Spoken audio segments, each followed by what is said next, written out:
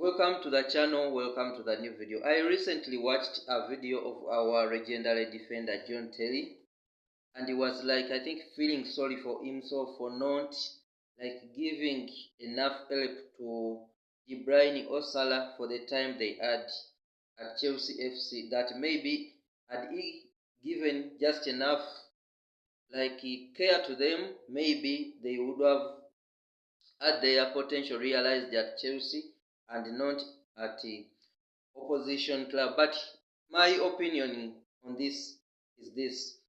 So I would pose a question: does Chelsea ever regret selling Salah or KDB? I think the answer is yes. Seeing Salah and De Bruyne punishing us nearly every match we play against Liverpool or Manchester City is really painful, given that they were once our own. But you should also not forget that for every Mo Salah or Kevin De Bruyne, there are dozens of players who left Chelsea and never succeeded and never made it. I think the only players that succeeded after leaving Chelsea, especially when they are still young, could be maybe Lukaku, Salah, and then Kevin De Bruyne. But even for the De Bruyne or Salah, they didn't leave and maybe join Liverpool or Manchester City directly. Salah had to go to Roma, get a club that believes in him, give him enough time without judging him whether or not he has performed on a match day, and then he develops. Same thing with Kevin De Bruyne. He had to return to Germany, where we had loaned him earlier at Bayern Leverkusen. This time he went to Wolfsburg. They gave him that time because they had seen him with the Leverkusen. So when he returns to Wolfsburg, they give him enough time. I think Guardiola was at that time at Bayern and he watched him. So during that time, he developed, and that made him become great. Manchester City could not buy directly Kevin De Bruyne from Chelsea to replace, say, at that time it was Yaya Toure. It couldn't happen. So I don't think we could beat ourselves, because these guys left, became legends of the Premier League and of the game in general. We should just be proud that maybe we added a block to them and we allowed them to leave. We didn't just sit on their talent. Look at a player like Callum Hudson-Odoi. After we suffered those shocks of De Bruyne and the Salah, I think we became restrained in allowing our talent to leave. So when Bayern wanted the Hudson-Odoi, the club refused to sell him, but see where his talent went. Of course, he might get another shot at it, but you see that he has gone down. You can't say that keeping Callum Hudson-Odoi at Chelsea helped him out. Then another aspect people don't look at is that football has a bit evolved, where at the current moment Chelsea has bosses that can finish 4th or even 10th like it was last season, and they are okay with the manager. They don't even sack him. Chelsea in 2012 finished, I think, was it 2nd, and they had to sack Carlo Ancelotti. So when Jose Mourinho comes in, you can't just start using Kevin De Bruyne when you add the Cesc Fabregas performing.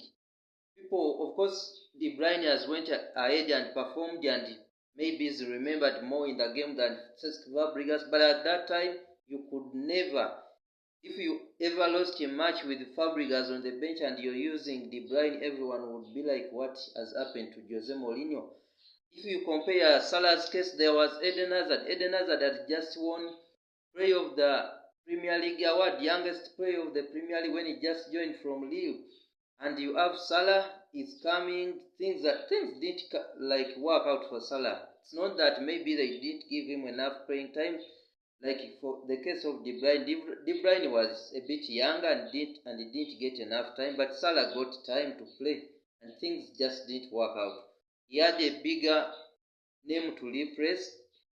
The other was Hazard, and then also Willian. Willian at that time was performing. So you look at the real concept at that time. I don't think anyone should ever regret. And I don't think when you part ways with your employees or they can't do well in their future lives, you start beating yourself around. No, you accept that that's how life worked. The conditions in our community wasn't the best for them to make it, and you move on. So Salah and De Bruyne, good for them. They have graced the game. They have graced the Premier League. They were once ours, but we shouldn't beat ourselves because they didn't perform at Chelsea. Because after all, even if they had stayed, maybe they wouldn't have become. Dozens and or even hundreds of players have flopped after leaving Chelsea. So if only 2 or 3 or 4 or 5 have gone ahead, we want even more players to succeed. And in the future, it's going to be even worse because at the moment, Chelsea is sporting the best talent, even much more before than the case was when Roman Abramovich was here. And these players, all of them can't play. Some of them are coming and they leave without even ever playing a single match at Chelsea. Look at the likes of Ian Matson at Aston Villa. He's doing fairly well. Lewis Hall at Newcastle, doing well. There is so many names. You can't.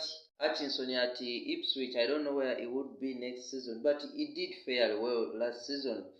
There is Livramento at Newcastle. These names are going. You can actually identify a name in every Premier League club for a player who has played for Chelsea before. Mason Mount at Manchester United, Salah at Liverpool, Kovacic at Man City. You see, there is Dominic Solanke at Spurs. Nearly every team last season.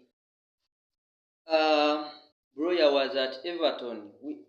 A name at every Premier League club. So we can't just be beating ourselves because this one is doing well, you start to mourn.